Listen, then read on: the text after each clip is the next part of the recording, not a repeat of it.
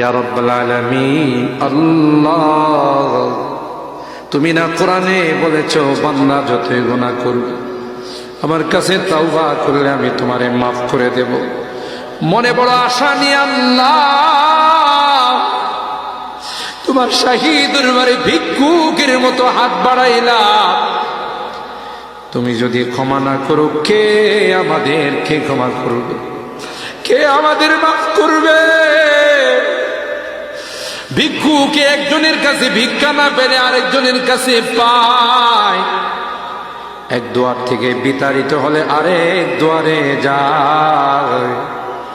তোমার দরবার থেকে যদি মাহরুম হয়ে যায়, বিতাড়িত হয়ে যায়, কার কাছে যাব? কে আমাদেরকে ক্ষমা করবে?